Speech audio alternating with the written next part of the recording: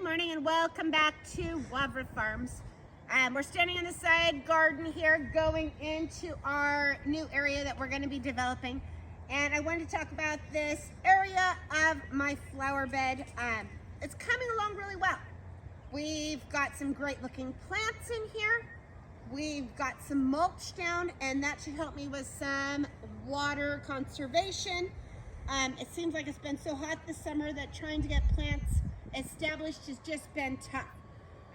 So that's kind of what I have been working on in the evenings.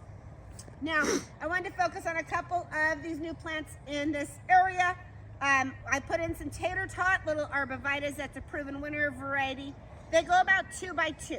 So this will just be a nice little border plant. I stuck in a gardenia, and my gardenia, it just is really tired looking today. The flowers got a little spent with the transplant, but this is one called Chuck Hayes. It has huge flowers, and it is gonna go about 4 to 5 foot tall and wide, so it should fill in this area quite well. I stuck in an Incredible sunflower just because I wanted a touch of color there this summer, so that should work. This behind is what's called a spindle tree. It's more of like a shrubby thing. When it's in bloom, I will post a picture. I'm really excited. I've got a little ball right here. It's going to open up purple, and it's got a little orange inside. So I think this will just be a fun little specimen thing. I love the colors, the tropics with the blue salvias, with some jolt dianthus, with some of the orange butterfly weed. That will be fun. I do here underneath this crown have a dwarf angel's fishing rod grass. So I did put the crown on it just kind of as a place marker. I want to make sure that I don't pull it out, because it does very much look like a grass, especially when it is still so small. I do have a spirea here, double played Dootsie. This is a proven winner. It had at one time, and it just bloomed again for the second time. Really pretty flowers that were the same color as this jolt cherry dianthus. So it was really nice to see that color combo. This back here is a Dutel peony. So it's a pale pink peony, and it's kind of the anemone. It's a single, very much kind of like a daisy-like flower that will be stunning this spring. Back here I have a rose called Fragrant Cloud that is going to be kind of an orangey pink color. Again, kind of bringing some of this orange through the flower bed. This little guy back here, I wanted some evergreens. So this is Fluffy Arbor Vita by Proven Winners. It will go 6 to 10 foot tall, but it stays narrow. It only goes 2 to 3 foot wide. So great bright color this fall. That should really help us out in the winter time and give some nice color. Again, I will probably add some more conifers to this area. I just need to see how this develops. So this here is a Veronica. I believe this is, I want to say luscious purple or purple luscious, something like that. Really nice with a coreopsis in the front. We'll see how well these pair together.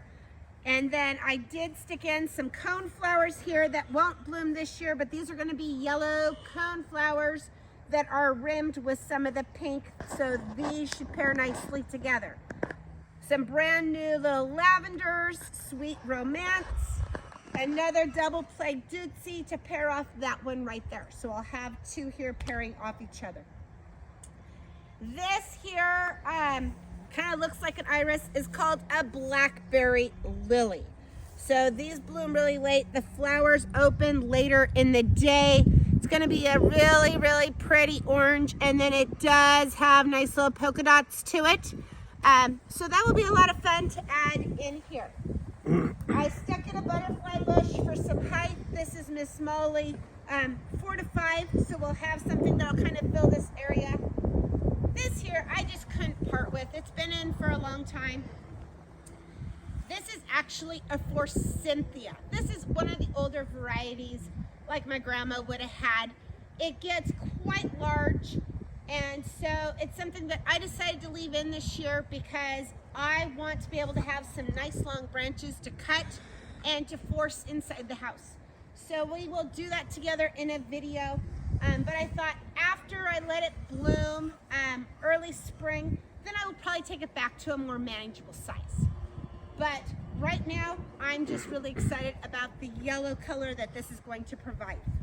So like I said, Miss Smalley here, butterfly bush, non-invasive, great for pollinators, butterfly attractants, and great bright purpley colors. These here, you know, as he's so small, I can go through and break out the old flowers, and it just keeps blooming. Whether I pinch out the old or not, it just keeps going. This here is actually a new penstemon for me. It's called Dakota, and it stays really short. So it's not gonna go more than 2 feet tall, so like 18 inches. So I think it'd be really nice as a little kind of drift towards the front of the border. It is semi-evergreen. So even in the wintertime, I'm gonna have some nice dark color. It is pretty much finished flowering. These are the seed heads that are on. A lot of people keep them on to use in floral arrangements for fall, but that will be kind of fun. I did stick in one of the coral berries, and this one is actually called Candy. And this one's gonna go about 2.5, 3 foot tall. So I think it'll just kind of be a nice filler. This will bloom this time of year, which here we are, end of August, and it will hold its berries even into the winter time. So I won't have any leaves on this, but I'll have some nice berries. But it'll be nice to have this color when the flowers are gone. So if I did go through and take off the spent stems, which I could if I chose to, as this gets bigger, this is just going to be a nice pairing between the two. Back here, I know it's really hard to see, and I'm just kind of second guessing it. This is a Carokia called Sunsplash. And Sunsplash is going to keep its leaves in the wintertime. It is in the bird, I'm going to say it wrong, I need to look. It is in the Net Bush series. And so it's got black stems.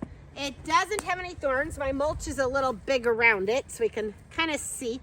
But it goes full sun to part sun, and it tends to be drought tolerant. But it's going to be a slow grower. But I really think this is going to be a really nice, pretty pop of light color, and it'll be fun to see just how quickly it grows. It's next to a Thumpergia, Thumpenberg maple that's been in for a long time. It needs a little bit of tree tone. It needs to be probably pulled farther forward and have a little work done to that. So I just need to work on that. We've got some huge fir trees that kind of hang over this area. And as some of the branches have fallen, they have kind of cleaned off this side. So right now, this is kind of what we have going on. But like I said, I continue to water, I continue to pull weeds, and it is coming along quite well. So I'm one of those that doesn't like bare spaces. So I do still have some spots that in the next year or so I can add a few more things. However, I did have some leftover giant allium bulbs that didn't sell at the nursery. And I mean, they don't look like anything. And so I did go through and I did pop some in through here and kind of here as well, just to give us some nice color in the spring. So, thanks for watching. I hope you find inspiration in gardening.